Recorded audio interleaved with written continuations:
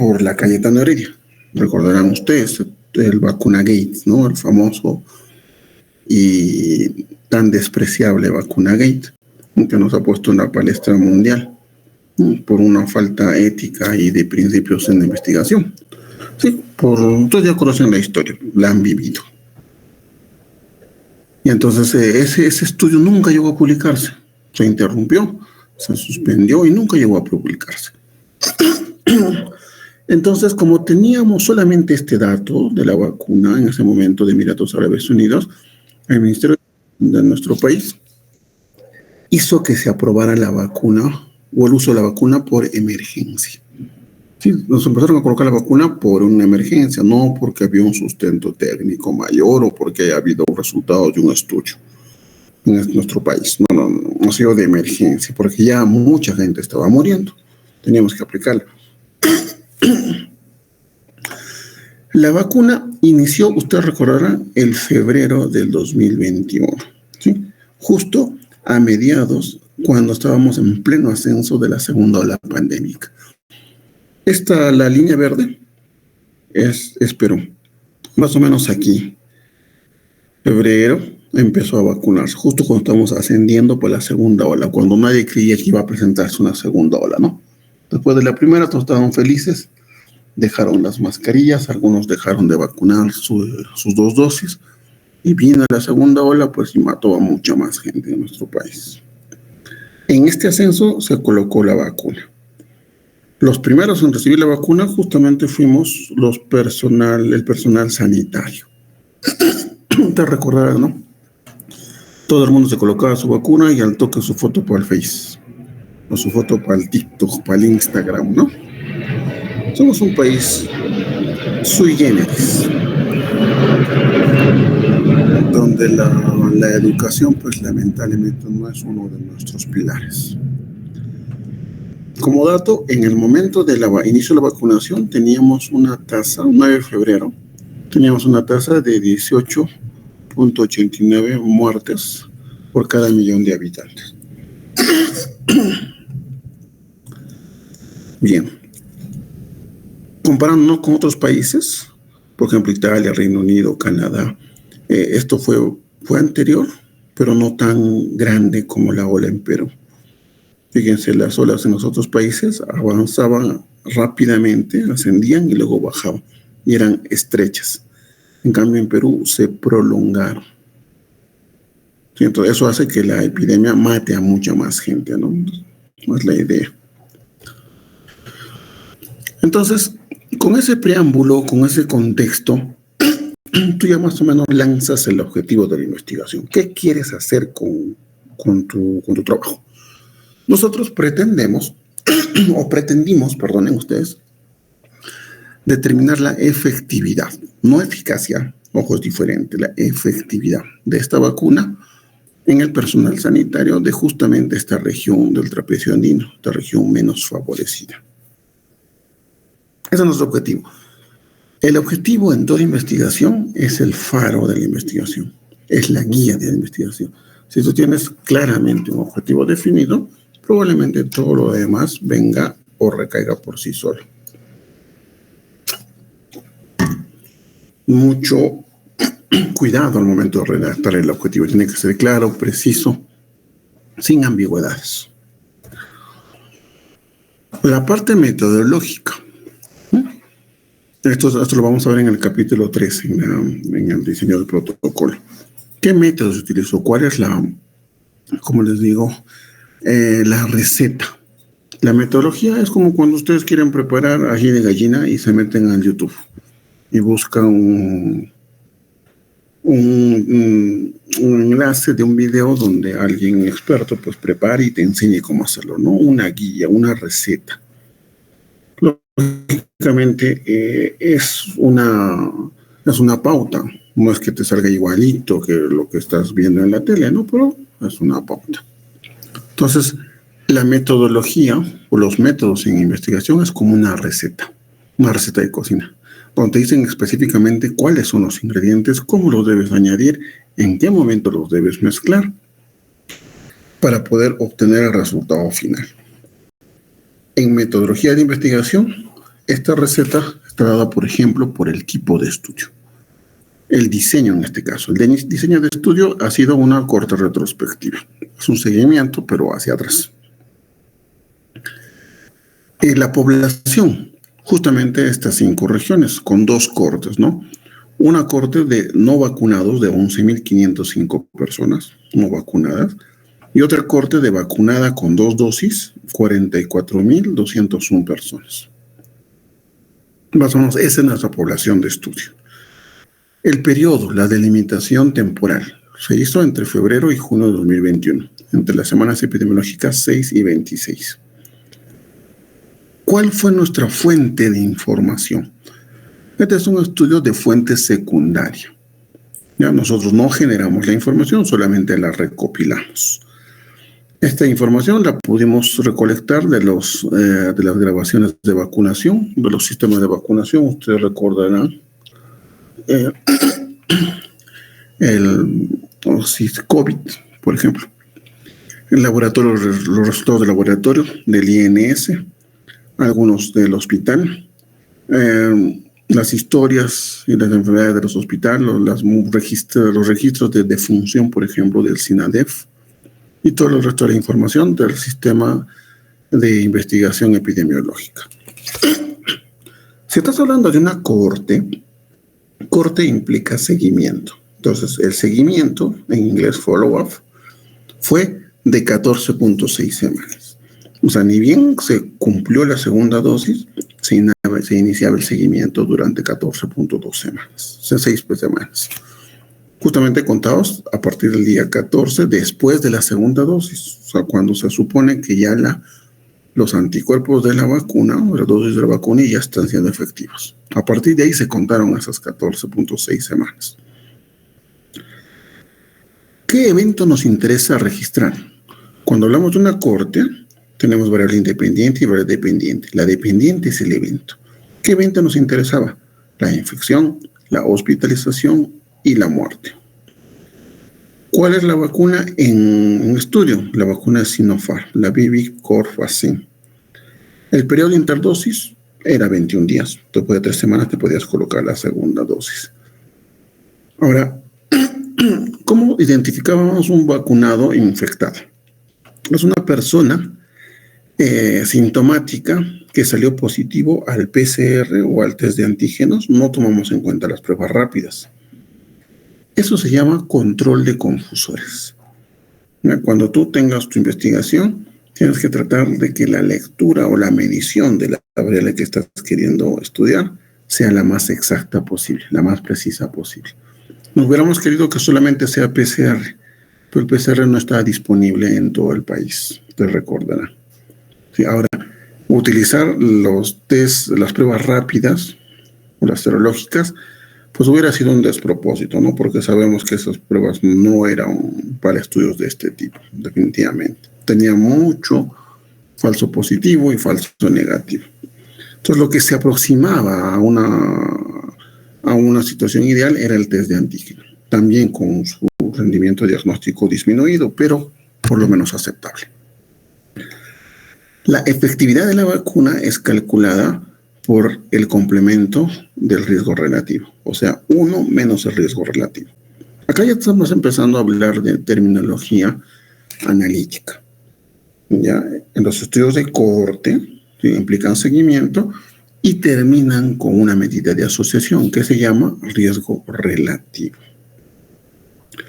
Esto con un intervalo de confianza del 95%. Para poder ajustar esta efectividad utilizamos un tipo de regresión, la regresión de Poisson, y que es una regresión multivariada, logística multivariada. En ese entonces, pues decidimos hacer el trabajo en un paquete estadístico, es Stata versión 16. ¿No? Acá podemos ver en la gráfica las 5 regiones en evaluación, como en ese momento estábamos con los casos de COVID. Y ese es el periodo de seguimiento. O sea, desde que se le colocó la segunda dosis a todas las personas, 14 días después, y durante 14 semanas se les hizo seguimiento a estas personas. Este es el grupo de estudio en cada una de las regiones. Como pueden ver, estamos agarrando el pico de la segunda ola de cada una de las regiones. Este detalle no menor es importante porque te habla de exposición máxima. O sea, por ejemplo, ustedes ahorita, si yo les pregunto, en ese momento hubieran tenido la posibilidad de elegir entre todas las vacunas que estaban disponibles, ¿no? Sinopharm, AstraZeneca, Pfizer, la recombinante, etcétera, etcétera. 4 o 5 vacunas que están por ahí, incluso la rusa, Sputnik. Si es que ustedes hubieran tenido en ese momento la posibilidad de elegir qué vacuna ponerse, ¿cuál hubieran preferido?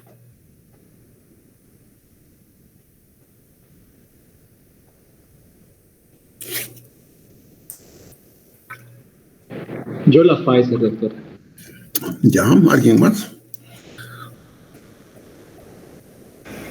Yo también la Pfizer, doctor. Ay, sí. A ver, alguien hubiera dicho, yo hubiera querido la Sinopharm.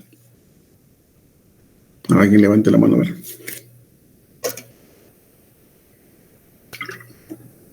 Correcto. Y les voy a explicar por qué se da eso. Eso es simplemente marketing y publicidad. Ustedes, como casi todos en el mundo, han sido engañados por la industria farmacéutica. ¿Por qué tienen tan buen concepto de la Pfizer? Porque esta vacuna ha vendido una marca, ha vendido un concepto. ¿Cuál es el concepto que ha vendido? Mi vacuna es eficaz, es segura y tiene una eficacia del 95%. Entonces, cualquier persona que escucha de una eficacia del 95%, pues se anima, ¿no? Se anima y ya. Pero en general las personas que han escuchado eso, incluyéndolos a ustedes, no tienen todavía la preparación necesaria como poder determinar o diferenciar qué es eficacia, qué es efectividad. Y yo les cuento más. Pfizer evaluó la eficacia de su vacuna en un escenario controlado. No era un ambiente, una población específica con el brote, no un escenario controlado. ¿Ya? Además, el momento que hizo sus hallazgos, sus estudios, no hizo un seguimiento completo. Lo ideal hubiera sido que haga seguimiento durante por lo menos 6 meses. Así yo te garantizo una efectividad hasta los 6 meses por lo menos. Ellos no, hicieron, me parece que hasta 4 meses nada más. Tercero, lo hicieron en el momento en que los casos estaban abajo. O sea, no había mucha transmisión comunitaria. Si yo ahorita que no hay mucho COVID, ahorita les pongo la vacuna y evalúo la efectividad, ¿cuántos se contaminarán con COVID? Muy pocos, ¿sí o no? Entonces yo digo, entre comillas, mi vacuna los está protegiendo, lo cual no es cierto. No te está protegiendo la vacuna, sino no hay el virus para el cual exponerse, por lo tanto, no te puedes infectar. Eso pasó con Pfizer. Entonces, lo que Pfizer tuvo es solamente un buen publicista y muchos incautos que creyeron en eso. Para nosotros hacer este estudio, nos cercioramos justamente que estábamos en el periodo de máxima transmisión en cada una de las localidades. En pleno pico de la segunda ola, se hizo en Cusco, Apurímac, Huancavelica, Puno y Ayacucho, como pueden ver aquí. O sea, cuando hay máximo de exposición, ahí pones a prueba la vacuna, en ese momento. Eso es lo que se debió hacer. Entonces, como nosotros tenemos que, antes de mandarnos a hacer un análisis estadístico, solemos hacer análisis exploratorios. Unos análisis exploratorios importantes que logramos hacer fue una correlación. Esta es una gráfica de dispersión, para que todos ustedes conozcan, ¿no? Cada uno de los puntos representa un par ordenado, en donde hay 2 variables numéricas, siempre son numéricas. El eje de las Y y el eje de las X. Si tú relacionas 2 variables numéricas, tienes como resultado una correlación. ¿Ya? ¿Qué relacionamos? La efectividad de la vacuna en cada una de las 25 regiones de nuestro país, efectividad de la vacuna, con el índice de pobreza e industrialización del 1995. Entonces queríamos saber si el hecho de ser pobre o menos favorecido influenciaba en la efectividad de la vacuna. Fíjese. Y encontramos una sorpresa, ¿no? Sí, hay una correlación. Ven esta línea punteada roja, esa es la correlación. Y aunque no es fuerte, es una correlación moderada de 0.46. Este R significa correlación de Pearson. Va de 0 a 1. 1 es el máximo, una correlación perfecta. Cuanto más se aproxime a 1, mejor. Y cuanto más se aproxime a 0, quiere decir que no hay correlación. En este caso, 0.46, que es 0.5, es una correlación moderada. Pero fíjense lo curioso, ¿no? Todas las provincias, Tacna tenía una efectividad muy, muy alta. Sí, y los departamentos más ricos del país, justamente Lima y Callao, tenían una eficacia que superaba el 45%. Pero fíjense al otro lado, al otro extremo. Estas son las 5 regiones que estamos estudiando: Cusco, Puno, Ayacucho, Huancavelica, Purímac, Cajamarca y Amazonas también. Fíjense, aquellas regiones que tienen menor índice de pobreza e industrialización, o sea, que tienen mayor registro de pobreza y extrema pobreza, resultaba que la efectividad era menor que en otros. No había un sentido lógico, ¿no? Porque se supone que la vacuna ingresa al organismo y actúa igual en todos. Pero no fue así. La efectividad varía. Y, oh casualidad, las regiones que estábamos queriendo estudiar estaban menos favorecidas. Entonces ya, este fue un primer talante. Este fue algo que nos dijo, no, acá hay algo, acá pasa algo, tenemos que averiguar un poquito más.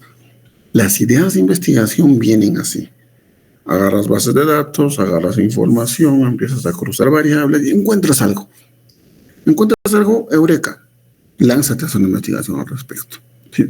Esto se llama evidencia objetiva de que el problema existe en la realidad. O sea, no estoy planteando algo que esté en mi cabeza. No. Lo que estoy haciendo es un análisis previo, exploratorio, y en base a eso dar una idea de investigación. Entonces van a hacer lo mismo en sus tesis. No va a estar de su cabeza. Tienen que encontrar evidencia de que realmente el problema existe. Tal vez no con una correlación como en este caso, pero sí con referencias específicas. Entonces ya acá nos decía que hay algo. Entonces nos impulsó a hacer el estudio. El estudio tuvo las siguientes características. Un estudio, una población no vacunada, que sería la corte expuesta, y la vacunada con 2 dosis, que sería la corte no expuesta. Total de 44.201, ¿no? Más gente vacunada en Cusco, con 2 dosis. Y más gente no vacunada en Puno, 4.033. Esta es probablemente la primera tabla que ustedes presenten en sus resultados de investigación. La tabla descriptiva. En la tabla descriptiva, variables categóricas, agarras frecuencias y porcentajes. Frecuencias relativas y frecuencias absolutas. ¿No? También, además de la población de estudio, estamos viendo características de la población de estudio, ¿no? En cuanto al sexo, al grupo etario, menos de 60 o más de 60. Y una variable muy importante, si tenían el COVID anteriormente, si había historia de COVID. Porque recuerden, si tú tenías COVID y te ponías la vacuna, el resultado no era similar a que si tenías una prima infección. Esas son características generales de la población de estudio. Todos los profesionales de la salud. Resultados del estudio. Cuando ustedes hagan una tabla de resultados del estudio, tienen que especificar de dónde salen esos resultados. Mucha gente se conforma con colocar el resultado, su intervalo de confianza y punto. No. Debemos explicar de dónde viene ese resultado. Tenemos 3 eventos: la infección, la hospitalización y la muerte. Tenemos 2 cortes en cada uno. Infectaron sin vacuna, infección con vacuna. Hospitalización sin vacuna, hospitalización con vacuna. Es lo mismo. Hubo un corte, el 27 de junio de 2025. La primera columna es el número de eventos. Este es el número o la cantidad de personas en cada corte que tuvieron la infección, hospitalización y muerte. Por ejemplo, 18 muertos que no estuvieron vacunados y un solo muerto que sí estuvo vacunado con las 2 dosis. Personas, días de seguimiento. Cada persona hacía su propio seguimiento, ¿sí? que consistía entre el punto de partida, que es el día 14 después de la segunda dosis, hasta el día que tengan el evento, hasta el día que se han infectado, o hasta el día que se han hospitalizado, o hasta el día que han muerto. Al final, cada uno de estos tiempos por persona se suma y hace, por ejemplo, en los no vacunados, 700 no vacunados, 1.357.421 días en general. Entonces, sacas la primera tasa, densidad de incidencia por 1.000 días de seguimiento. ¿Cómo se saca? Dividiendo 700 entre 1.300.000 y tantos mil y se multiplica por 1.000. Esa operación sale 0.51. Lo mismo para cada una de las cortes, y estos son los valores. Con estas incidencias se hace el riesgo relativo. ¿El riesgo relativo qué cosa es? Incidencia de expuestos sobre incidencia de no expuestos. Entre esto sale 0.716. 0.045 entre 0.0000792 sale 0.175. Y estos 2 valores son el intervalo de confianza. Tranquilos que todo esto van a saberlo poco a poco cuando hagamos el curso. Este intervalo de confianza es la probabilidad al 95% de que el valor que tú has estimado se encuentre en este rango. Si con un 95% de confianza, ese valor se encuentra aquí. Puede ser 0.7, 0.73, etcétera, etcétera, hasta 0.78. Está aquí, ese valor.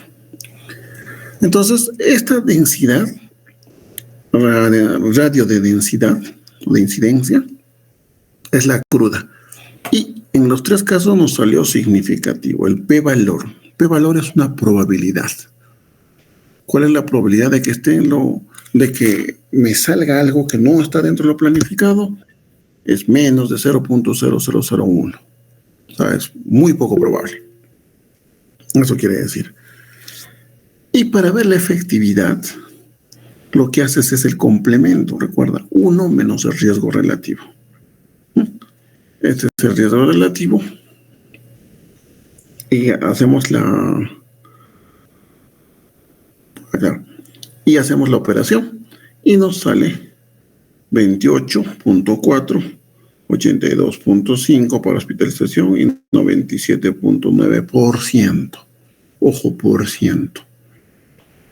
¿Cuánto es 1 menos 0.716? Sería 0.284. Y por 100, 2 espacios lo corremos al punto y 28.4%. 82.5% para hospitalización, 97.9% para la muerte. Aquí es donde nosotros en pleno brote de la segunda ola nos enteramos que la vacuna no sirve para prevenir la infección. No sirve. Mucha gente, millones de personas en el mundo se vacunaron creyendo que no iban a tener la infección. ¿Y qué pasaba después de vacunarse? A los 3, 4 días o una semana tenían la infección. ¿Y qué hacían? Esa vacuna no sirve. Esa vacuna es tal cual. Empezaban a rajar. ¿cierto? ¿Y qué te decía ¿Qué te decía Pfizer en ese momento? Te decía la eficacia para proteger la infección COVID es 95% de mi vacuna.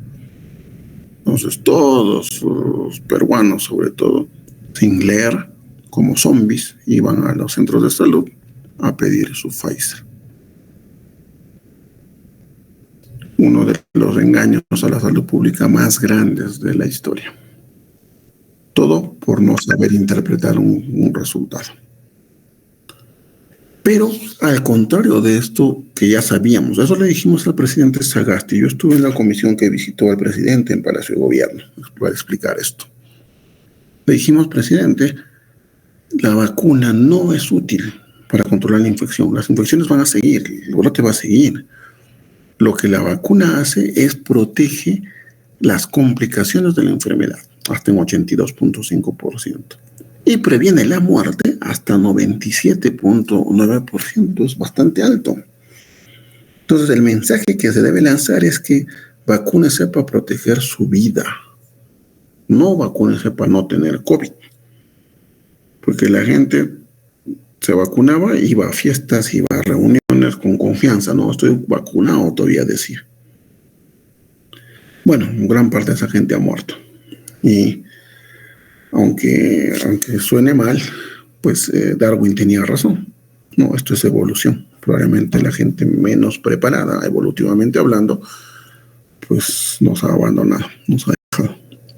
Claro, con injustas también fallecimientos, ¿no? Muchos ancianos que no tenían nada que ver, no salían ni siquiera de su casa, fueron infectados por sus hijos, nietos, de manera irresponsable, entre otros. Entonces, esos son los resultados. Fíjense el impacto de estos datos. 82%, 4 de cada 5 personas que se vacunaban con las 2 dosis evitaban la hospitalización. O sea, les daba el COVID, pero les daba el COVID atenuado. Y hasta 98% para evitar la muerte. O sea, sí era útil, pero por las razones especificadas en el estudio. Un gráfico para poder estimar esto, y lo hicimos para ver diferencias en cuanto al sexo. Si había diferencias de la efectividad en cuanto al sexo. Para la infección, mujeres 26.1%, varones 30.6%. Ojo acá, matemáticamente 30.6 es mayor que 26.1, matemáticamente. Pero estadísticamente, que es lo que nos importa, no hay diferencia. Son iguales. Acá, para hospitalización, 84 versus 81. Matemáticamente, en varones es más, pero estadísticamente no hay diferencia. En cambio, para la muerte sí. Mujeres 100%, varones 96.4%. Y esto sí era significativo, con un P menos de 0.05. Lo que quiere decir que la efectividad para las mujeres era mayor. Razones para estudiarse todavía, ¿no? Pero era mayor. Si un hombre se vacunaba, aún así con la vacuna tenía más probabilidad de morir por COVID que una mujer. Eso quiere decir. Hicimos también esto para grupos de edad. Para grupos de edad. Mira, 49.5 y 26.5, o sea, es una diferencia bastante significativa, matemática, reitero. Pero estadísticamente no hay ninguna diferencia. No importaba la edad, te infectabas igual. Por hospitalización, lo propio. No importaba la edad. Pero para la muerte sí. Los de mayor de 60 años tenía una efectividad casi cercana al 100% en comparación al resto de la población menor de 60 años, que era menor. Por este motivo y por algunos otros más, es que se hizo un orden de prelación para la vacuna, recuerdo. Primero era el personal sanitario. Segundo grupo a vacunar, mayores de 60 años. Este es el motivo. A ellos los vacunamos para salvarles la vida. Y la última variable para poder hacer ajuste, esto se llama ajuste, esto se hace con una regresión logística. Era si tenía o no antecedente de COVID, si antes había tenido o no antecedente de COVID. Sin antecedente, con antecedente. No hay diferencia para la infección. No importaba si tuviste. Mucha gente decía, no, a mí ya me ha dado. Y con la vacuna no va a pasar nada. Mentira. Bueno, más rápido se infectaba. Para hospitalización tampoco hay diferencia. No había ninguna diferencia. Pero para la muerte sí. Para la muerte sí. Aquellas personas que tuvieron el COVID antes de la vacuna y se vacunaron, hacían una protección inmunitaria mayor que aquellas personas que nunca se habían infectado con COVID. Entonces su efectividad era superior. O sea, si habías tenido el COVID antes, te ponías las 2 dosis, era mejor. Tenías más efectividad.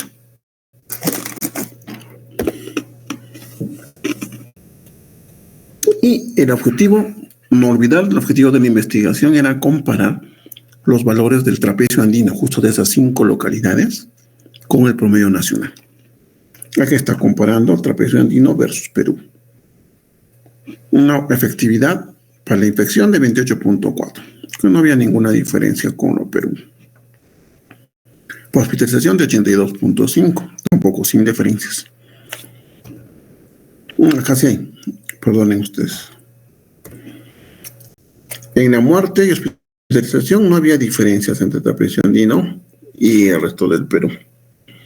Tampoco en los mayores de 60 años.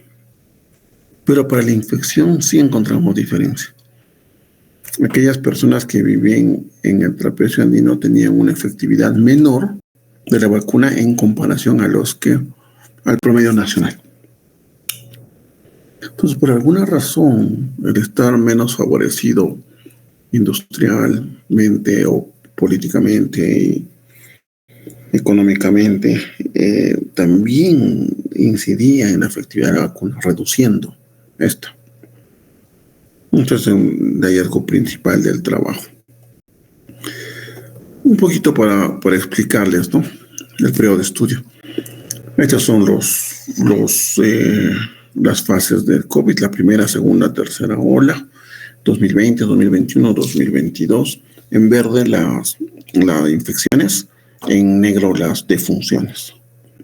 No, de lejos, la segunda ola ha sido la más mortal. Y justamente este estudio se hizo en el periodo de mayor auge del COVID, históricamente hablando. Entonces es una efectividad bastante buena. Entonces, yo he sido vacunado con la Sinopharm y he sido uno de los propulsores y defensores de esta vacuna. Cuando todo el mundo decía Pfizer, había algunos que incluso rechazaban la vacuna, yo me acuerdo.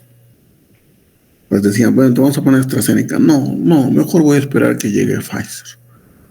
O sea, han llegado a ese extremo, imagínense. Y no estoy hablando pues de gente del campo o gente no letrada, no, al contrario, los universitarios, los profesionales, ¿no?, gente más entrenada, más capacitada académicamente, eran los más tontos.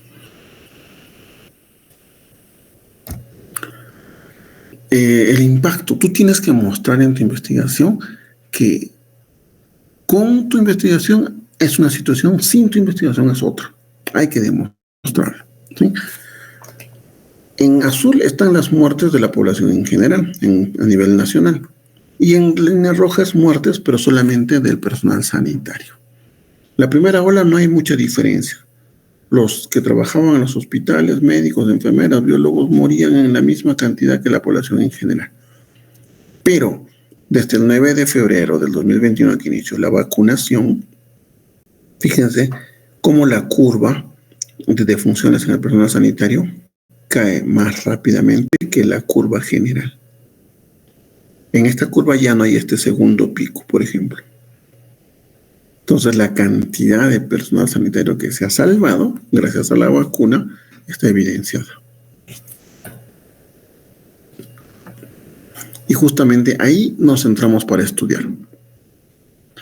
Tú tienes que estudiar, tienes que elegir estudiar el periodo específico o la limitación espacial específica. No basta decir 2024 Hospital Regional, 2025 Hospital Lorena. No, eso no es suficiente. Tú tienes que argumentar por qué estás eligiendo en ese hospital, por qué estás eligiendo ese periodo. Algo debe haber pasado en ese momento, en ese tiempo o en ese lugar para que justifiquen tu elección. Entonces hay que ser muy, muy estratégicos al momento de delimitar nuestro estudio. Estos son datos de, ¿cómo se llamaba esta página? Working Data. Working Data apoyaba esto, John Hopkins. Yo tuve el placer y la oportunidad de hacer un programa de posgrado en la John Hopkins, una de las mejores universidades de Norteamérica. Al inicio de la vacunación, fíjense, en junio 27 de 2021, Perú estaba acá con 13% de cobertura, debajo del promedio mundial, que era 23%. Si hacías una clasificación de los ingresos, en rojo están aquellos que tienen altos ingresos, los países con mayores ingresos. Sí, acá los que tienen ingreso medio, alto, amarillo, ingreso medio, bajo, y los que tienen menos ingresos. También la vacuna llegó a aquellos lugares que tenían más dinero. ¿Por qué? Porque la vacuna es un negocio. Claro que había organizaciones que daban, ¿no es cierto?, vacuna de rezago o para poder apoyar a los países menos favorecidos. Siempre pues había fundaciones que podían ayudar, ¿no? Pero el grueso de la producción de inmunizadores, de vacunas, se iba a los países más ricos. Esta es la diferencia que existía. Aquí está Perú. Pero para agosto del 2030, como fíjense, el mundo se quedó en 68%, mientras que Perú escaló hasta el 88%. Entonces mejoró sustancialmente la cobertura de vacunación. Y eso se ve en esta gráfica, donde Perú está acá, casi comparándose con los top a nivel mundial en cuanto a cobertura. Pero ya para agosto del 2030. Conclusiones. El estudio, como han podido ver, empieza como una historia, empieza como un cuento, una narrativa. Entonces, tú para poder narrar algo necesitas un contexto, necesitas un previo, necesitas como te digo, unos antecedentes que te digan dónde estás parado, de qué se trata, qué es lo que pretendes, etcétera, etcétera. Luego vas con el objetivo, ese es el faro a donde se te guía. Luego pones la receta, que es la metodología, tipo de estudio, diseño, tamaño de muestra, tipo de muestreo, fuente de información, recolección, etcétera, etcétera. Análisis estadístico. La preparación es el análisis estadístico. Resultados, presentación de resultados por partes.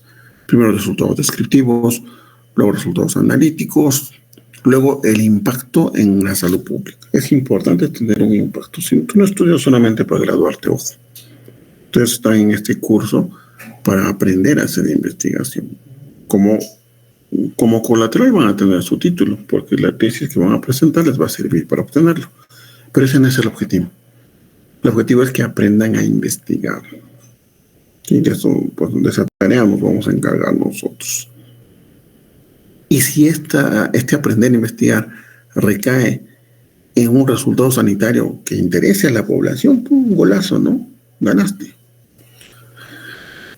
Después de esos resultados, concluyes.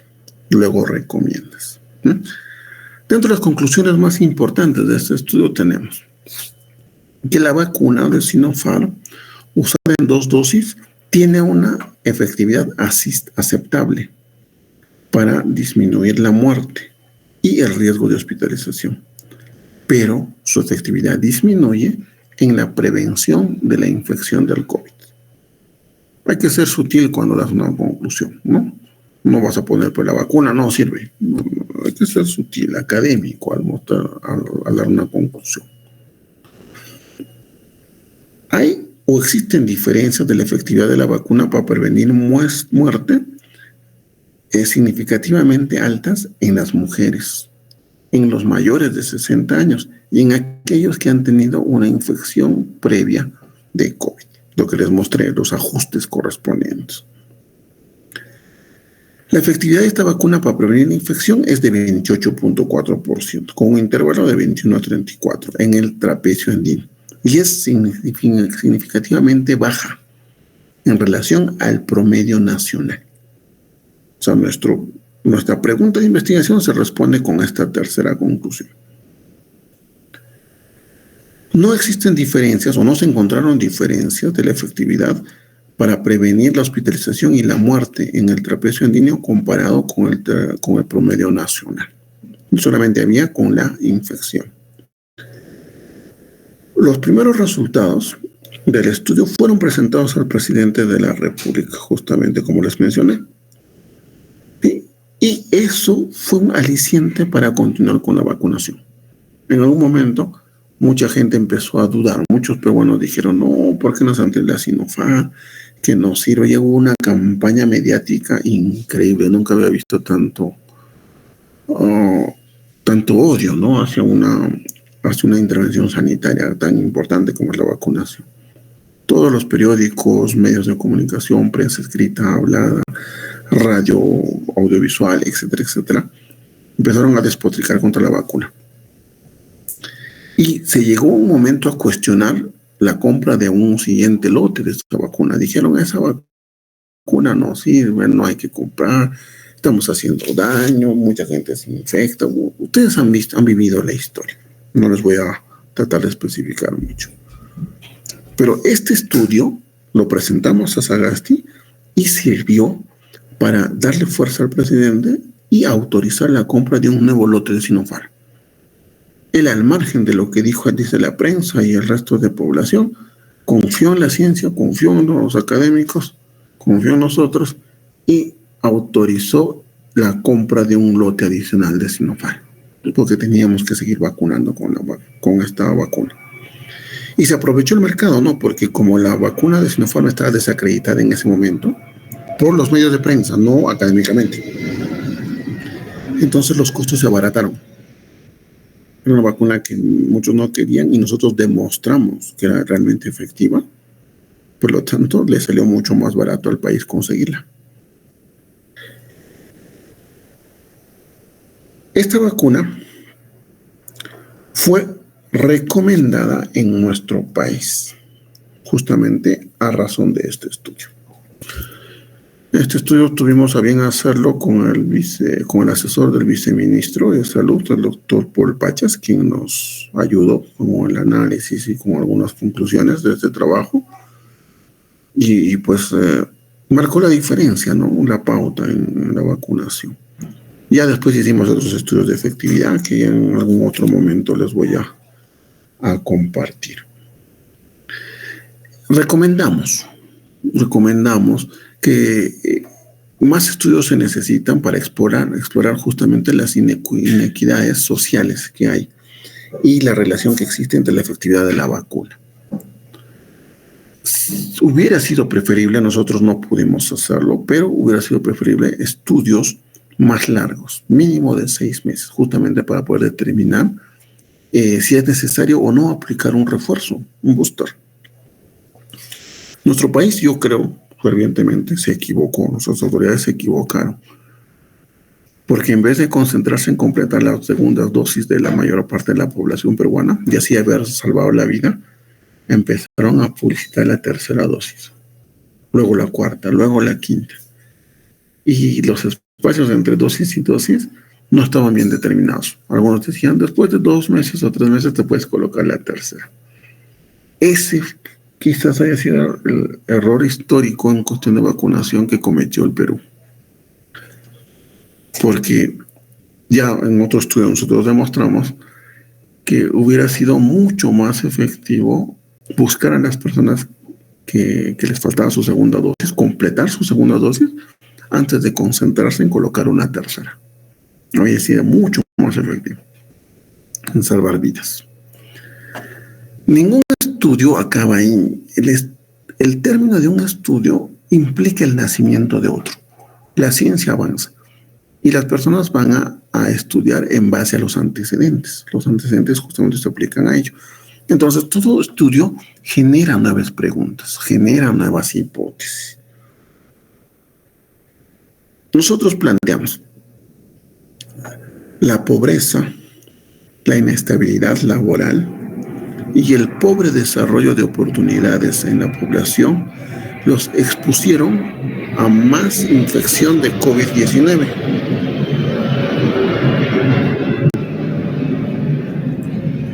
¿O fue la idiosincrasia de la población del trapecio andino que disminuyó la inmunidad garantizada de la vacuna para prevenir la infección? O sea, ¿fue la inestabilidad laboral, la pobreza y el poco desarrollo de oportunidades?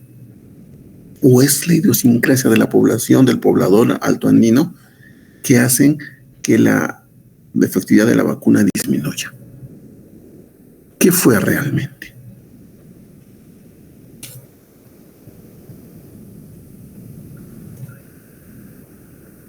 Entonces, un poco de los datos.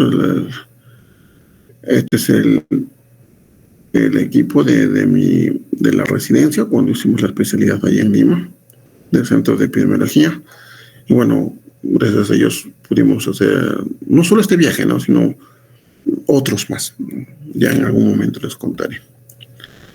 Bien, lo que ahora me queda, bueno, acá tengo un par de anexos. Siempre coloco como anexos por si acaso alguien pregunta algo, ¿no? He representado los resultados del trapecio andino, pero estos son resultados de tasas, pero por región. No mayor tasa en Huancavelica, la menor en Puno. Esto es para mayores de 60 años. El límite para que digas que es una buena vacuna, según la Organización Mundial de Salud, según WHO, es 50%. Perú alcanzó 36.8%. O sea, la vacuna no era útil para prevenir infección. Eso es lo que te dice. El promedio peruano es de 81% para hospitalización. Cusco estaba por debajo de eso. Es la región que menos efectividad para prevenir hospitalización tuvo. Probablemente acá hay un dato sesgado, ¿no? Y hay que analizarlo bien. Porque no es que la gente no se haya hospitalizado, el problema es que no había dónde. No había camas en los hospitales. Y al menos en la segunda ola, la población pues creía, ¿no?, que si te internabas en el hospital ibas a morir. Entonces, ¿qué empezaron a hacer? Llamar médicos para el domicilio. Entonces, mucha gente prácticamente se hospitalizó en su propia casa. Muchos salvaron de la enfermedad, ¿no? Sobrevivieron, pero muchos otros fallecieron en sus hogares. Entonces, no había los criterios bien definidos para hospitalizarse en un domicilio. Y Cusco pues pagó la factura, ¿no? Para la muerte igual, ¿sí? Para prevenir muerte, Cusco 100%. Puno tenía bajos índices. Este es nuestro trapecio andino, ya lo vi ya. Un dato importante que es obviamente resaltar, ¿no? Me hicieron una pregunta sobre la eficacia, la diferencia entre eficacia y la efectividad. La eficacia es un estudio fase 3 de un ensayo controlado, un ensayo clínico controlado. Ya hay un control específico de la población de estudio. En cambio, efectividad, no hay control, es en el mundo real, es como actúa la vacuna, pero en el mundo real. Esta es la gran diferencia. Bien, abrimos el espacio a algunas preguntas. ¿Alguien quisiera preguntar algo al respecto de la exposición?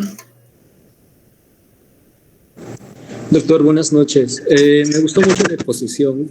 A mí me gustó la parte, bueno, no entendí muy bien la parte de cómo podemos determinar, por ejemplo, en la diapositiva donde mostraba la diferencia estadística y una diferencia matemática. No entendí muy bien, o si es oportuno preguntar, si hay ¿cómo puedo yo determinar que hay una diferencia, que no hay una diferencia estadística o si hay una diferencia estadística? Bien, hay una buena pregunta. Para eso están las pruebas estadísticas. Vamos a hacer durante el plan de análisis estadístico, eso ya es en el capítulo 3, pruebas estadísticas principales. Para mencionarte algunas, tal vez has escuchado hablar de la prueba T-de-Student, o la prueba Chi-cuadrado, o la prueba de ANOVA, o la de Anderson-Darling, etc. Todas las pruebas estadísticas se fundamentan en la formulación de dos hipótesis, una nula y una alterna. El objetivo de toda investigación es rechazar la hipótesis nula. Para eso hacemos ciencia, para rechazar la hipótesis nula. Y cuando rechazamos la hipótesis nula, obviamente aceptamos la alterna, que es lo que nosotros creemos que va a pasar. ¿Qué nos dice que la hipótesis nula se debe rechazar? El valor de P. Cuando el valor de P es menor a 0.05, yo rechazo la hipótesis nula y digo que existe diferencia significativa o que existe diferencia estadísticamente significativa. Si es que el valor de P no es menor de 0.05 y es mayor, por el contrario, digo no existe suficiente evidencia estadísticamente significativa para poder decir que hay una diferencia aquí. ¿Qué nos dice que algo es significativo o no? El valor de P o el P-value. Eso ya lo vamos a ver. Y el P-value es parte del resultado de cada una de las pruebas estadísticas que vamos a ir estudiando poco a poco. Bien, buena pregunta. Entendí, gracias, doctor. ¿Alguna otra?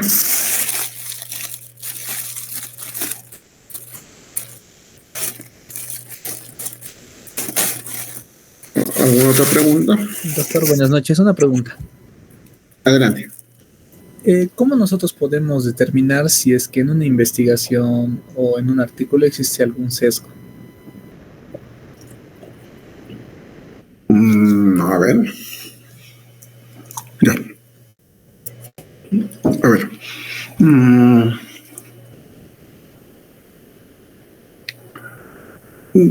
Cuando una vez alguien me preguntó, doctor, ¿cuál es la mejor investigación? ¿Será aquella que tenga el diseño más avanzado? ¿Será aquella que tenga más población de estudio?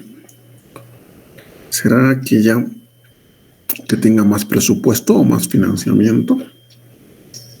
O aquella que se hace en los países, ¿no? Y no en las regiones. Yo le contesté esa vez en una conferencia que la mejor investigación es aquella que controla bien sus sesgos. La mejor investigación es aquella que identifica un sesgo y lo controla apropiadamente. Cuando nosotros hagamos en el capítulo 1, me parece, limitaciones, la sección de limitaciones, vamos a enseñarles lo que son los sesgos.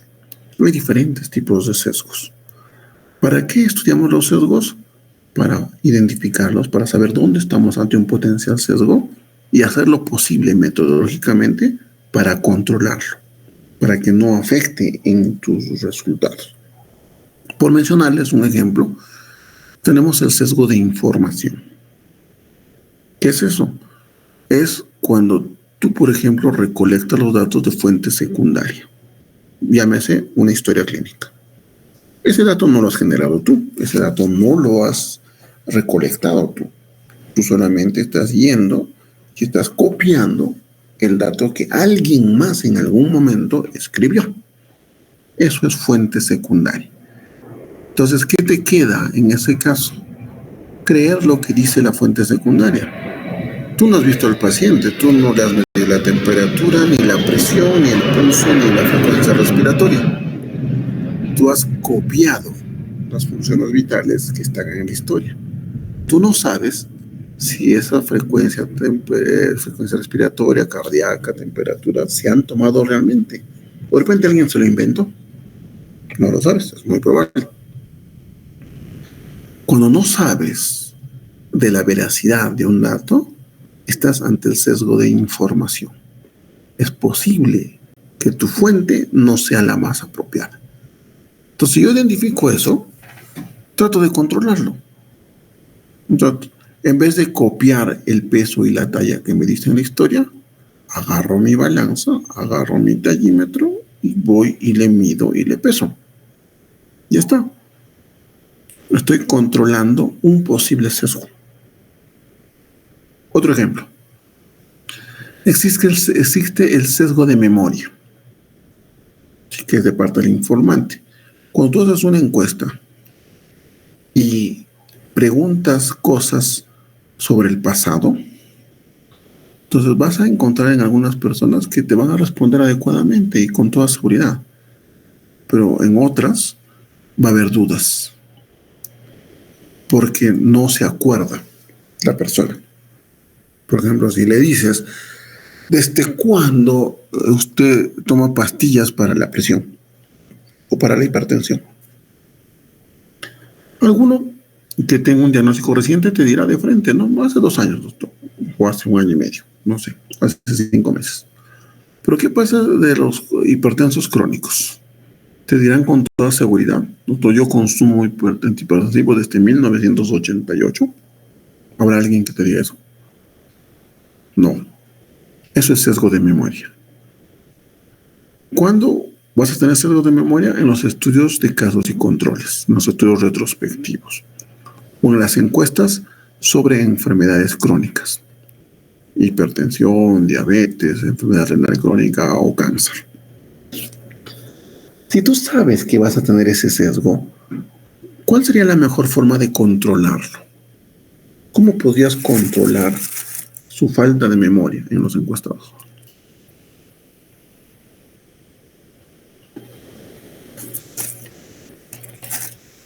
¿Cómo se les ocurre?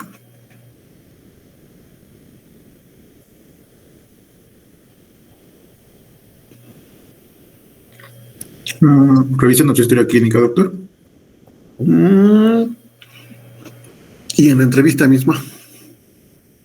Es una buena respuesta, porque yo le puedo pedir autorización a la persona para poder revisar su registro clínico. Eso amerita un consentimiento informado. Puedo complementar.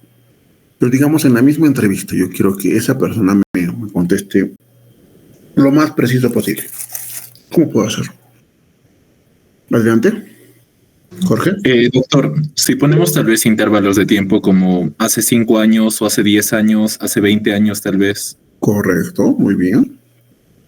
O por ejemplo, puedes preguntar por la Navidad del año pasado. O por el Día de la Madre. O por el Día del Padre. O por fiestas patrias. Generalmente la gente se recuerda más de los eventos festivos. Otro método para poder hacer memoria cuando haces una entrevista es llevar un almanaque en físico. Entonces tú le dices, ¿no? ¿Desde cuándo estás mal? ¿O desde qué momento estás mal? ¿Qué me demuestras, no? De repente algún cumpleaños de la mamá. Por ejemplo, hay muchas personas que debutan su diabetes por eventos, como les digo, psicológicos bastante fuertes, ¿no? La muerte de un pariente, la muerte del esposo, de un hijo, de una madre. A veces eso se les hace que se les suba demasiado el azúcar, van a la emergencia, estaban en el cementerio, estaban en el entierro, ¿no? Y se desmayó. Le toman la glucosa, y está en 300, 400. No sabía. Ha debutado, ¿no? Entonces, generalmente, o hipertensión también, pasa mucho con diabetes e hipertensión. Es difícil que una madre olvide, pues, cuando murió su hijo. Eso no lo va a olvidar nunca. Entonces, el dato te lo puede dar. Puedes usar un almanaque, Puedes dar referencias sobre fechas cercanas, puedes cesar periodos, ¿no? Hace 5 años, 10 años, como menciona.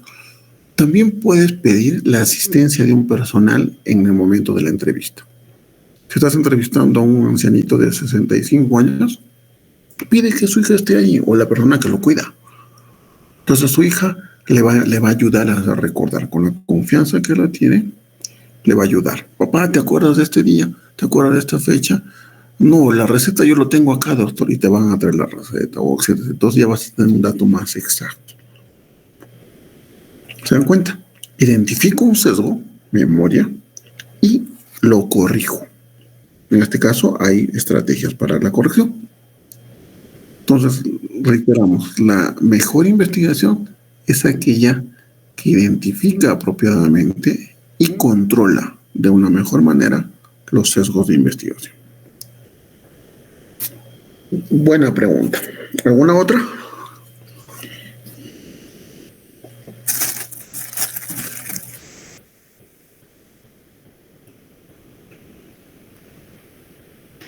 ¿Alguna otra pregunta?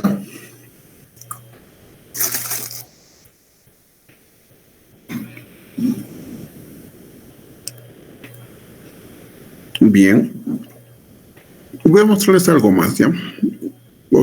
Un protocolo. Vamos, un protocolo que estamos haciendo. A ver dónde lo tengo.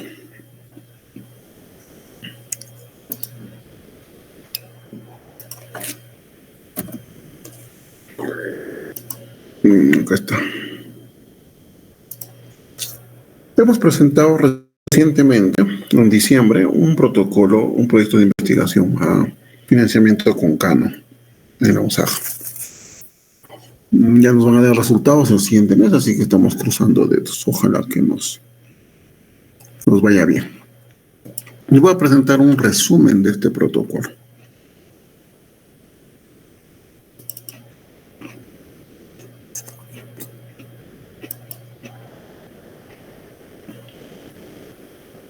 Les presento a mi equipo de investigación. Hay estudiantes de la Andina. Está Daniela, Llanerita, de una promoción del año pasado. Acaba de terminar su internado. Está Karencita Guillén, ha sido mi delegada hace 2 años. Muy buena chica, muy buena. Está, a ver, de la Andina también. Luque, Janet, de Belina. No, esos son todos. Al doctor Villamonte, usted lo conoce, un docente de la Andina. Y bueno, algunos otros compañeros, amigos de investigación. El proyecto que estamos presentando tiene por título Prevalencia y factores de riesgo de la anemia en niños menores de 36 meses y gestantes de la región del Cusco.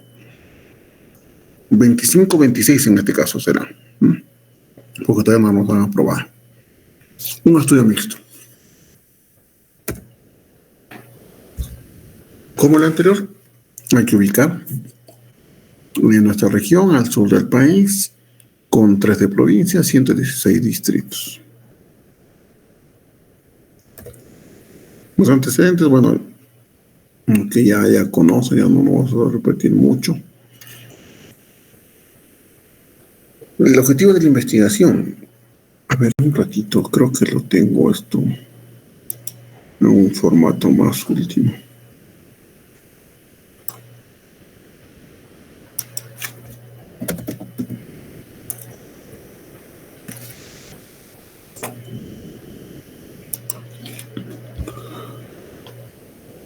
Ajá, acá está. Esto es mejor. Ya, esto está mejor.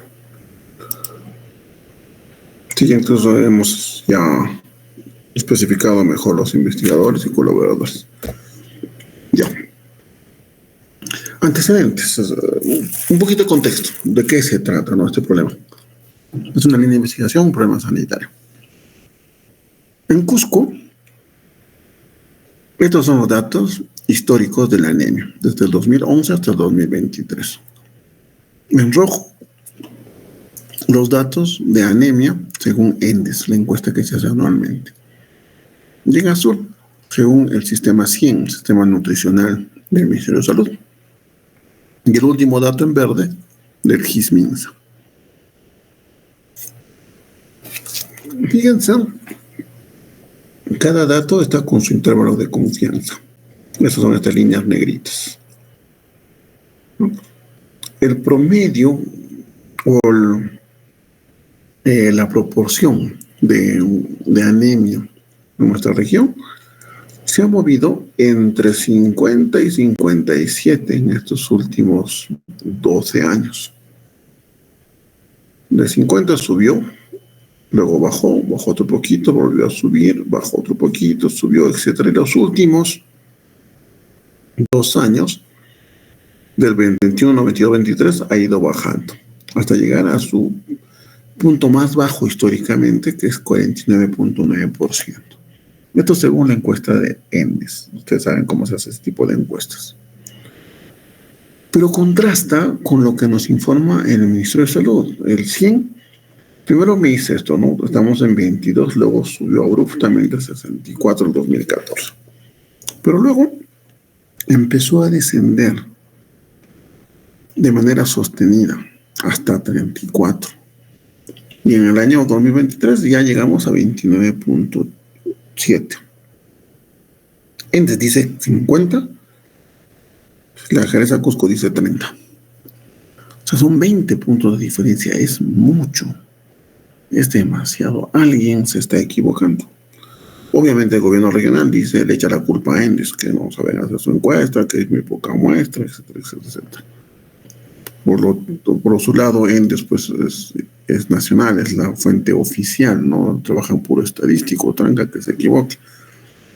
Ya también sugieren a los gobiernos regionales hagan una mejor estimación. Y para darles un poco más de contexto, el gobierno regional en el 2020-2021 instaló la estrategia TINCUID, que consistía en darle presupuesto a los alcaldes provinciales y distritales para su lucha contra la anemia. Se interrumpió ese programa en el 2022 y el 2023 ya también este gobierno regional le cambia de poncho al santo, ¿no? Es la misma chola con diferente pollero. Ahora se llama Allín Cauce, pero sigue siendo exactamente lo mismo. Fíjense cómo mientras el programa estaba funcionando, la anemia se redujo. El programa dejó de funcionar y la anemia aumentó. El programa se reinventó y nuevamente empezó a funcionar y la anemia volvió a bajar. Yo tengo una hipótesis. La política es la cosa más asquerosa que hay en este país. La mala política. La mala política, la politiquería. Yo creo que los datos que nos da el gobierno regional no son sinceros, no son confiables. Incluso como hay mucho dinero de por medio, hasta creo que una parte de los resultados podrían estarse falseando. Pero bueno, eso es lo que yo creo, una hipótesis, habría que demostrarlo eso, entonces para eso también queremos hacer el estudio. Por otro lado, tenemos el gran dilema de la altura. Hay muchísimas fórmulas que ajustan la altura. Por ejemplo, está la de Dirren, está la de... ¿Cuál más está? La Dirren y Hurtado, Marchena, está la fórmula de Marchena, está la fórmula de modificación de altura, ajuste por altura del CDC, está la de la OMS y del Ministerio de Salud. Y esta es justamente la que recientemente han sacado. El año pasado, el 2024, OMS dice que la altura, la anemia, o la hemoglobina, perdón, se va a corregir a partir de los 500 metros. De 500 a 1000, 0.4 debemos disminuir al valor encontrado. Nosotros estamos en Cusco. De 3000 a 3500 vamos a disminuir 2.1. Entonces, todo registro de hemoglobina en la región Cusco, o en gran parte de la región que está en esta altura, se le va a restar 2.1. Eso es lo que dice la OMS. Nosotros también un poquito debatimos con eso, creemos que hay mejores tipos de ajuste. También los objetivos del trabajo hallar una prevalencia de la anemia, pero en base a marcadores específicos que mejoren la fórmula de ajuste. Tengo que justificar el trabajo, tengo que decir que es importante. O sea, no solamente tengo que decirlo, no tengo que mostrarlo. Por ejemplo, la Universidad de Mozart tiene líneas de investigación aprobadas del 2018 a 2021, vigentes hasta el momento, en donde este tema de la anemia, dentro de nutrición, seguridad alimentaria y desarrollo humano, está en la agenda regional de investigación. También malnutrición y anemia por déficit en el binomio madre-niño durante el embarazo hasta los 36 meses de edad. Es una dimensión y es una prioridad nacional en salud del 24 hasta el 30. Esto está aprobado mediante una resolución ministerial, la 184-2024. También es la cuarta línea de investigación en cuanto a epidemiología, salud pública y gestión de la salud, según la resolución de la Facultad de Ciencias de la Salud de la UNSAC del 2022. Demandas de investigación en la dimensión social. Se encuentra en primer lugar a la nutrición. Entonces, este es el argumento técnico, normativo, que da pie a mi investigación. Eso es justificación, el por qué. Ustedes tienen que argumentar, no desde su óptica, ¿no? Desde tus documentos normativos, que esta investigación es importante. Este es el porqué de la investigación. ¿Qué objetivo tengo? Estimar la prevalencia de anemia, los factores asociados y el impacto de la comunicación nutricional para reducir su riesgo en niños menores de 36 meses y gestantes de la región de Cusco. O sea, son varios objetivos. De ahí su categoría mixta. Este es un estudio mixto. El anterior que les presenté era un estudio de corte retrospectiva, solamente cuantitativo. En cambio, este va a ser un mixto. Objetivos específicos. Pero vamos a determinar la prevalencia de la anemia. ¿Sí? Pero mediante diferentes criterios diagnósticos, con biomarcadores específicos como la ferritina, el receptor de transferrina, etc., la epsidina, y factores de corrección diferentes en niños y en gestantes. Es un estudio de prevalencia. Segundo objetivo, vamos a identificar estas características, posibles factores asociados más importantes de la anemia en estos grupos. Tercero, vamos a ver o tratar de comprender de qué manera la adherencia al suplemento de hierro y la calidad de la atención brindada en los servicios sanitarios influyen en este índice de anemia. Este es un componente cualitativo. Ya les voy a explicar ya. Y como cuarto objetivo, voy a evaluar el impacto de una comunicación alimentaria dirigida a las madres para reducir la anemia en sus hijos, en una de las provincias donde encuentre el mayor índice de anemia de la región. ¿Qué variables voy a utilizar? Factores socioculturales del niño y de la gestante, ¿no? Todos los datos de ubicación y servicios básicos, los datos de la gestación, número de gesta, primer control prenatal, número de controles, las tallas actuales, etcétera, etcétera. Tiempo de pensamiento, lactancia precoz, todas son variables que voy a poder recolectar en una ficha. Antropometría, peso, talla, número de controles, número de vacunas, número de sesiones alimentarias, número de idas y edas en los últimos 6 meses, datos de hogar y la familia, estado civil, nivel de instrucción, ocupación de los padres, ingresos familiares, números de miembros, programas sociales adscritos, ingesta de alcohol, violencia intrafamiliar, etc. ¿Cuáles son las variables independientes a verificar? Vamos a dosar epsidina, eritropoyetina, proteína C reactiva y presencia de parásitos. Esto como factores de corrección. Estoy corrigiendo posibles sesgos. ¿Qué factores nutricionales también me interesa medir? La lactancia, la alimentación complementaria, hierro, micronutrientes, días que consumió carne en la última semana, carbohidratos, conocimientos sobre requerimiento básico de hierro, fuentes ricas en hierro, vitaminas.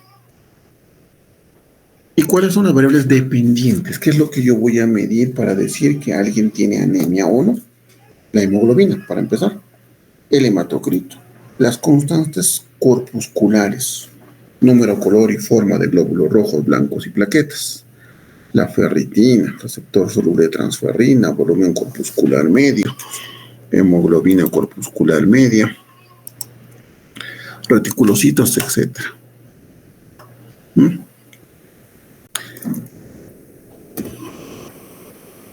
Entonces, voy a medirlo y esta es la receta. Entonces, la receta que voy a utilizar, la metodología. El enfoque es un enfoque mixto, porque tiene parte cuantitativa y parte cualitativa. El alcance es hasta explicativo. Describo inicialmente, hago una correlación con los factores asociados, pero voy a terminar explicando. Ese es el máximo nivel de investigación para una asociación. En este caso, la comunicación nutricional. Voy a hacer un estudio experimental. En la primera etapa, voy a hacer el estudio transversal analítico, que es cuantitativo. Y también voy a hacer el estudio cualitativo. Y el diseño que vamos a utilizar es el de teoría fundamental. En la segunda etapa es una intervención. En la provincia que más anemia tenga, le vamos a hacer un cuasi experimento con un grupo de control no equivalente, corte, pretest, hipótesis. A un grupo de niños voy a darles la comunicación efectiva nutricional a sus madres. Vamos a medirles la hemoglobina y después de 6 meses de entrenamiento y asistencia técnica, vamos a poder volver a medirles la hemoglobina.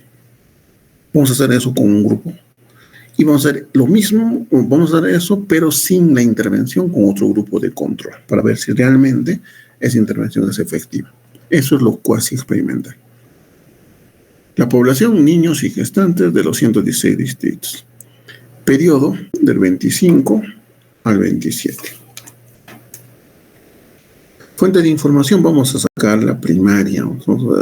No vamos a recolectar datos de otro tipo de lugares, ¿no? Es primaria. Vamos a ir directamente con la madre y de ahí vamos a recolectar a través de una entrevista personalizada a la gestante o la madre del infante.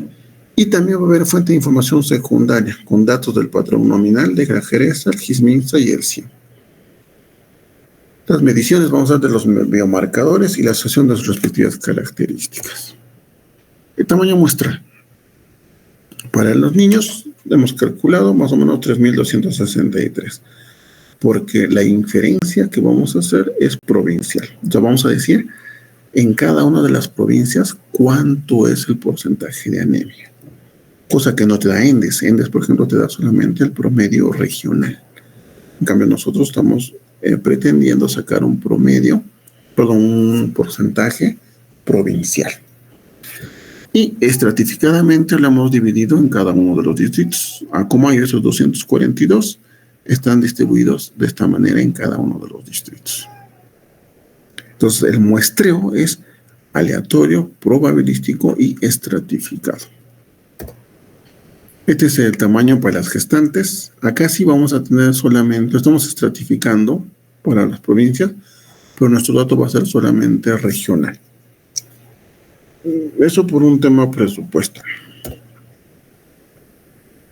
Para el diseño cuasi experimental, yo les voy a enseñar esto, hacer un cálculo de tamaño muestral para una intervención.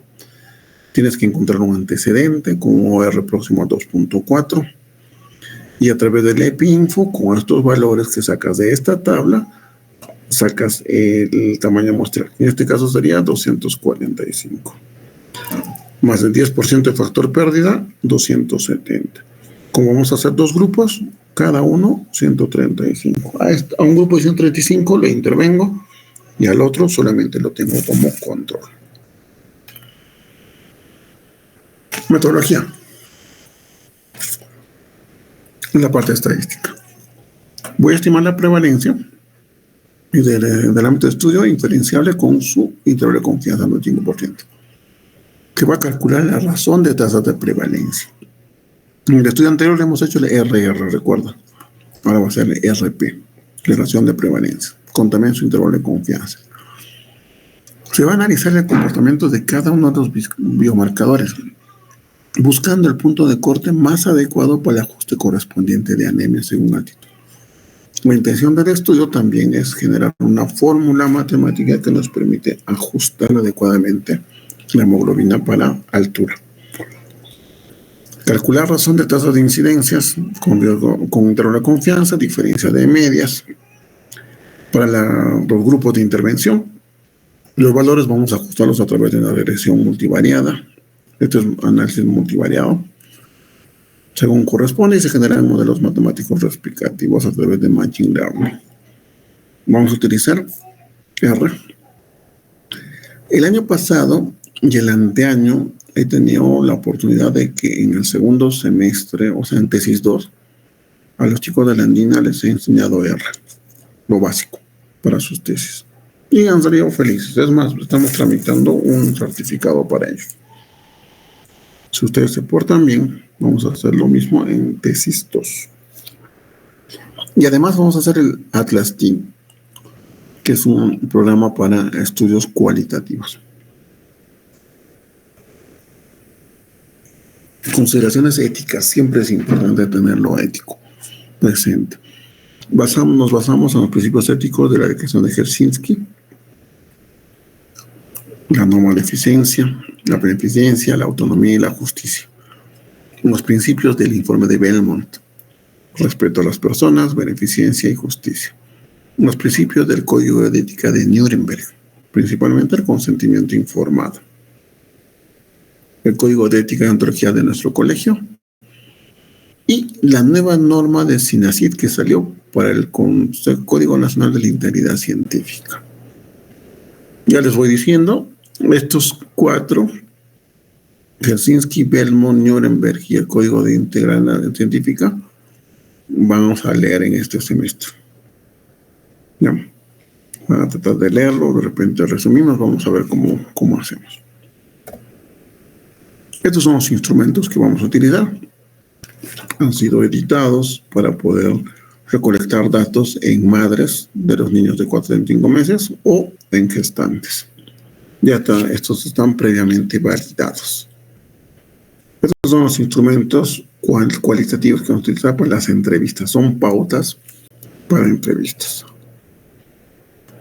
Nos hemos presentado a este concurso de investigación de proyectos de impacto social y tenemos un cofinanciador, que en este caso es el gobierno regional, es una entidad socia que ayuda, ¿no? Entonces el proyecto, si sale, sería financiado entre la UNSAG y el gobierno regional. Ese es el monto que hemos logrado obtener. Entonces ahorita estoy así, esperando la evaluación por pares para ver qué nos tenemos que corregir, qué tenemos que ajustar, y Dios mediante pues nos aceptan el proyecto y estamos ejecutando a mediados de este año. La primera exposición trataba de un trabajo ya hecho, con resultados y conclusiones. Esta segunda es sobre un protocolo de investigación, es una propuesta, es un proyecto que esperemos sea aceptado. Ambos les sirven a ustedes, porque ustedes van a tratar de primero hacer su protocolo. Van a hacer una revisión por pares porque sus dictaminantes los van a revisar. Y luego vas a inscribir la tesis para ejecutarla y finalmente tener tus resultados y conclusiones y puedas sustentarlo el día de tu graduación. Bueno, el día de hoy he querido hacer este preámbulo, es un poquito para incentivar, es una clase de un poquito hacerles gustar la investigación, qué es lo que podemos lograr, qué es lo que podemos hacer cuando pues tenemos las cosas claras, ¿no? Espero que les haya agradado. Si alguien tuviera alguna pregunta en relación a este último proyecto. Doctor, buenas noches. Hola. Una consulta, doctor. ¿La revisión por pares lo hace la revista a la cual se quiere publicar o principalmente lo hace otra entidad? En este caso estamos presentando un proyecto. La revisión por pares son docentes investigadores RENACYT de la universidad. Entonces ellos nos van a dar su juicio para ver si el proyecto es aprobado. Una vez que el proyecto sea aprobado, Dios mediante, lo ejecutamos, hacemos el análisis, sacamos resultados y redactamos recién ahí un artículo. El artículo se envía a una revista y ahí tienes una nueva revisión por pares, pero en este caso ya es para artículo.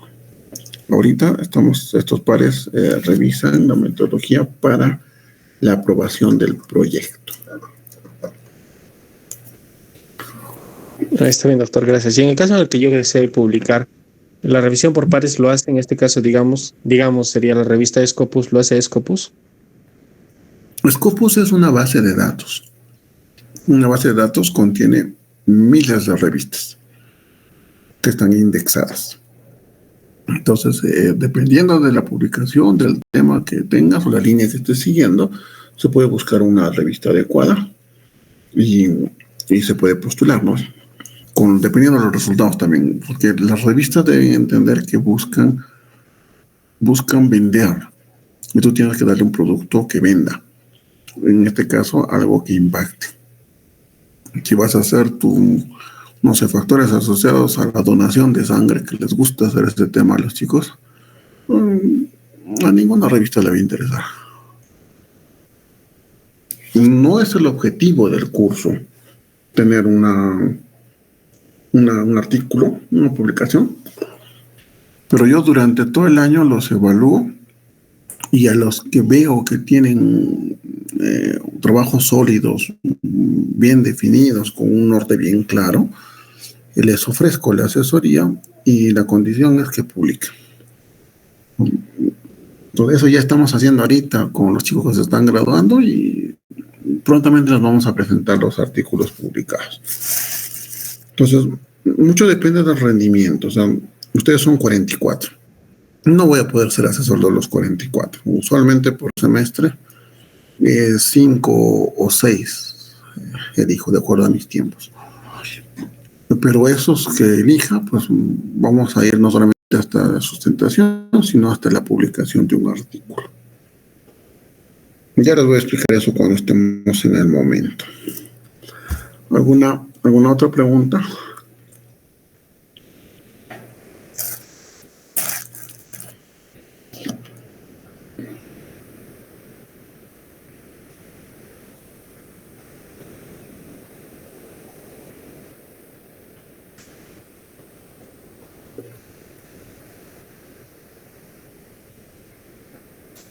¿Todo claro?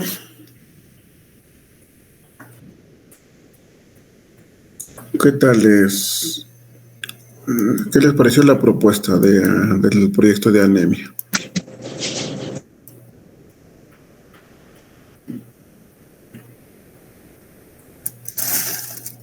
Si ustedes tuvieran plata, ¿invertirían en ese proyecto o no?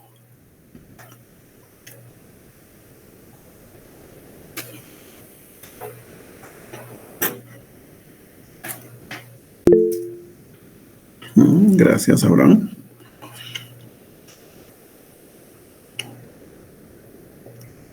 Más o menos cuando tú van a hacer una parte en la tesis, en el cuarto capítulo, ya que son procesos administrativos. Dentro de los procesos administrativos está el cronograma y el presupuesto. Entonces, ustedes van a presentar una propuesta presupuestaria en relación a su trabajo. Cuando busquen un financiamiento externo, ahorita ustedes van a pagar la tesis o sus papás, ¿no? Porque ahorita todavía son dependientes del hogar. Pero en algún momento van a llegar a pedir o a postular a fondos de financiamiento, así como los que les he mostrado, en donde tú tienes que tener la capacidad de convencer. Tienes que convencer de que tu propuesta, pues, es buena, que va a generar un impacto positivo en la sociedad o en la población donde se estudia y que invertir pues vale la pena. De eso se trata. Entonces el presupuesto ustedes van a practicar ahora este semestre en justamente hacerlo adecuadamente, con montos, con gastos acordes a los objetivos que te estás planeando. Y si obtienes el presupuesto, puede ser correcto en la parte de rendimiento, rendición de cuentas, perdón, informes y demás. Bien, chicos, esta clase ha sido, espero que motivadora. He sido bastante técnico porque la intención era mostrar la metodología de cómo es un protocolo, cómo es un estudio ya publicado para resultados o con resultados. Espero haberlo logrado. Espero haber sembrado más dudas que haberlas despejado, ¿no? Ojalá que tengas muchas preguntas, ojalá que las cosas que yo haya hablado en parte no me las hayas entendido y otras tengas la curiosidad y las busques y etcétera, etcétera, para poder debatir a mayor profundidad en las siguientes clases. Vamos a ver con el delegado la posibilidad de hacer presencial. Yo les voy a comentar, si no, seguimos con esta modalidad. Están ahora los 43, hay 43 presentes, alguien ha faltado por ahí. Les voy a pasar también los datos que les dije de la clase anterior sobre las tesis. Lo que sí quisiera, por favor, es que ya tengan una idea de investigación. Y sobre la idea empiecen a averiguar todo lo que se puede. La siguiente clase vamos a mejorar las ideas. No, lo que vamos a hacer es una suerte de planteamiento, de fundamentación del problema, que esa es una parte importante. Les voy a enseñar cuál es la metodología, cómo es que se hace adecuadamente el planteamiento de un problema, para que ustedes puedan tomarlo como referencia. Pues permítanme un segundo, acá tengo un dato. Archivos.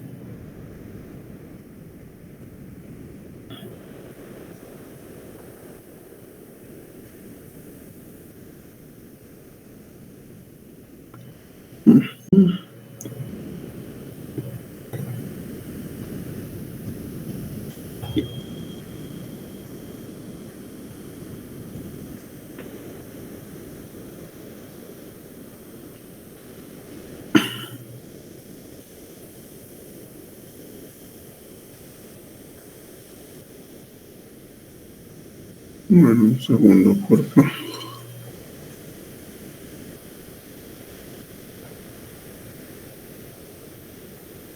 Ya. Hay una lámina que voy a terminar con eso. A ver.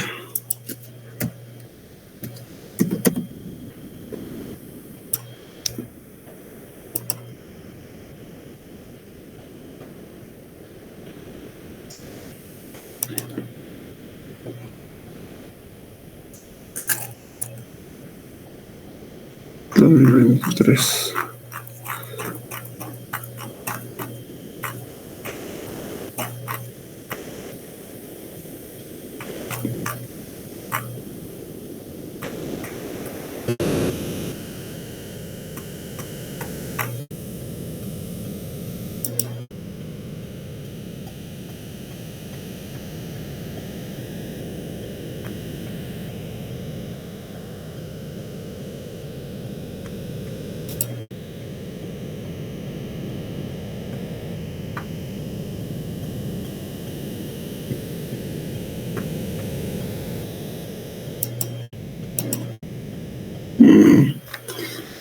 Ya no lo tengo. A ver, un segundito, por favor.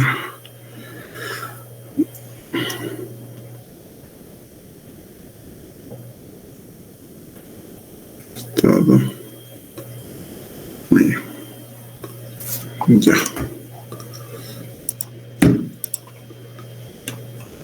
Acá está. ¿Se puede ver? Sí, doctor. Listo. Pues terminamos con esto ya. El primer tema que vamos a trabajar es el planteamiento del problema. Pero ustedes, antes de plantear un problema, tienen que hacer esto, es el proceso de selección de un problema de investigación.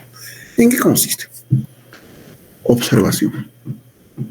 Primero observación, pero no puedes observar en cualquier lado, tienes que ver la realidad.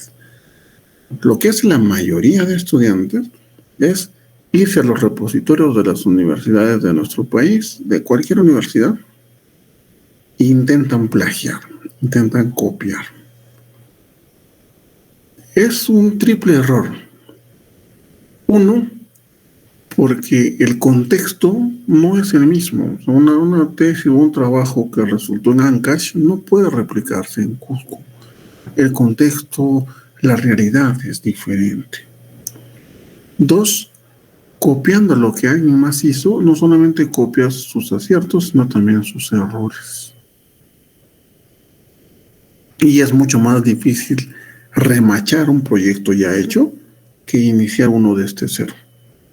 Les digo con toda seguridad, remachar un proyecto, plancharlo y empezar a corregirlo o ajustarlo, resulta más complicado. 3, la metodología de investigación, que es lo que se quiere enseñarte en este curso, es específica y no la van a tener en otras tesis, en otros artículos. Yo tengo un método, una metodología específica, bastante rigurosa. Entonces no van a poder replicar, según lo que yo les voy a enseñar, con otros trabajos. Y van a tener las observaciones de siempre. Cada una de las partes del proyecto tiene un porqué y tiene una forma de hacerse. Eso es lo que les vamos a enseñar. Entonces observamos la realidad. Cusco, o la convención, o Acomayo, el provincia que ustedes crean. Encontramos una discrepancia. ¿Qué es una situación problemática? Es algo que no cuadra, algo que está mal, algo que te indigna. Puede ser algo que te hace renegar mucho. O puede ser algo que todavía no termina de cuajar, no termina de explicarse. La discrepancia entre lo que es y lo que debiera ser. Ese es un problema. Ahora, cuando tú identificas esta situación problemática, no el problema, la situación problemática, surgen muchas interrogantes. Vas a tener muchas interrogantes. Es natural. Para aquellas interrogantes que tengas una respuesta plausible, ya demostrada, haya cábala. Déjalo ese camino, por ahí no es. Es como una ruta cerrada. Tienes que retroceder el carro e irte por otro lugar. Si es que alguna de estas preguntas no tiene una respuesta plausible en la bibliografía, ¿sí? Ojo que la bibliografía consiste en revisión de experiencia personal, consulta a expertos, revisión bibliográfica, sobre todo yo insistiría en la revisión bibliográfica. Si esta pregunta que tú te hiciste ya tiene una respuesta, déjalo ahí, eso no es investigación, ya acabó. Si no tiene una respuesta, entonces estamos ante posibles problemas, que serían los interrogantes no resueltas. Estas preguntas, tú tienes que hacerle un análisis, ver si es viable o es factible. De repente, una de las preguntas pendiente de respuesta es, ¿se la cura una enfermedad? Por ejemplo, sustituir la insulina de la diabetes. Es una investigación muy interesante, ¿no? Incluso se plantea ahora la solución quirúrgica de la diabetes. Está muy, muy interesante este tema. Pero, ¿será factible? ¿Cuánto de propina te dan tus papás? ¿Crees que con eso te va a alcanzar para hacer un estudio de ese tipo? O de repente, no tienes una industria farmacéutica, colocar un fármaco o controlarlo no va a ser viable. Todas las preguntas que tú tengas sin respuesta, tienes que pisar tierra. Tienes que ver si es viable o es factible. Si no es factible, puede ser una muy buena idea, pero pisando tierra, pues es mejor que la dejes ir. No es para ti. No es como tu crush, cuando estás templado de una chica o templado de un pato. Que ya pero no, está fuera totalmente de tu alcance. Solo déjalo ir y punto, ¿no? De estas personas, de estos problemas que no tienen respuesta, que no están resueltos, ahí sale un posible problema a investigar. Entonces, es ahí en el momento donde tú tienes que profundizar más. Ahí tienes que buscar antecedentes, revisión bibliográfica, consultar expertos, análisis de la información disponible, etcétera, etcétera, etcétera.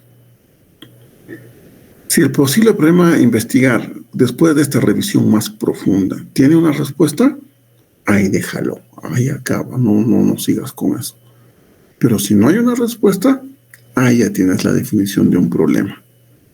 Y formulas el problema gramaticalmente como te vamos a enseñar. Ustedes están aquí. Ahorita están observando. Hay algunos que les gustarán los temas traumatológicos, a otros los endocrinológicos, tal vez por ahí alguien de salud pública, total. Pero el tema que estés revisando, tienes que consultar, tienes que revisar bibliografía sobre todo. Ver, ¿no? Si te interesa la causa del problema, si te interesan los determinantes que producen el problema, si te interesa de repente las complicaciones que genera ese problema, las complicaciones administrativas, sanitarias, legales.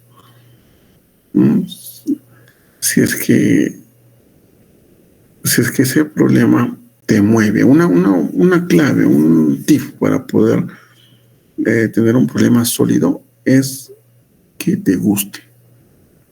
Pero tiene que gustarte. La pregunta de investigación es el motor que mueve todo en una investigación.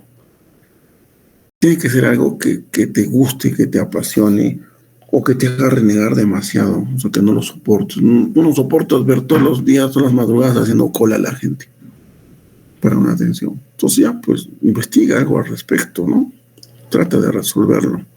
O ya no soportas el hecho de que todos los años se esté yendo mucha gente con cáncer específico de gástrico, por ejemplo. ¿Por qué no hacer una endoscopía mucho más antes? ¿Por qué esperar a edades avanzadas donde ya todo está zanjado, ¿no? Ese fue el motivo de mi tesis, por ejemplo, para graduarme en la universidad. Yo hice un estudio de casos y controles de caracterización epidemiológica del cáncer gástrico en diferentes grupos etarios. Y una de nuestras conclusiones fue precisamente que la endoscopía no debería hacerse hasta los 40 años, como dice la norma, sino tendría que hacerse a partir de los 30 años. Porque a más temprana edad se detecta mucho mejor, y aparte los tipos de cánceres gástricos en jóvenes son mucho más invasivos que en adultos, que en mayores. Entonces conviene detectarlos a tiempo.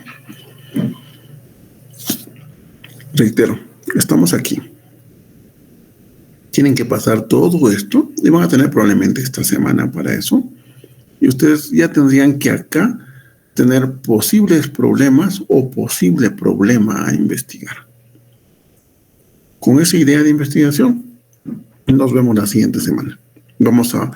Después de dar la clase de planteamiento del problema, vamos a dar un espacio a 2 o a 3 voluntarios que presenten su idea de investigación. Les vamos a ayudar para ver si la ordenamos o le damos pues ¿cómo dice? Los santos óleos. Vamos a ver 3 voluntades, vamos a esperar la próxima clase.